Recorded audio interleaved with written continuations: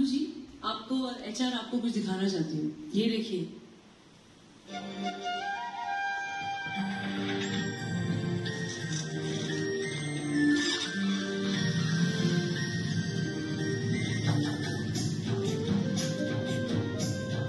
अभी जो आप लोग देख रहे हैं धान की खेती है, जो हम मतलब यहाँ आने से पहले मैंने बो के आया हूँ। और ये धान की खेती जो है वो एक सीजनल खेती है जो बारिश के टाइम पे शुरू होती है, क्योंकि पौधे को बड़ा होने के लिए पानी चाहिए।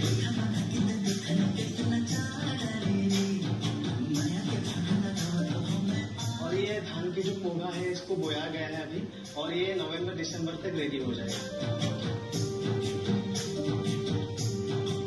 फार्मिंग के बारे में सब कुछ पता होगा, आप बहुत सालों से कर रहे हो। हाँ, बचपन से ही बचपन से कर रहे हो। पापा सुबह सुबह खेत में जाते थे काम करने, और माँ के साथ मैं उनको खाना देने जाता था। पापा खाने खाते थे, मैं जो हल होता है वो मैं चलाता था।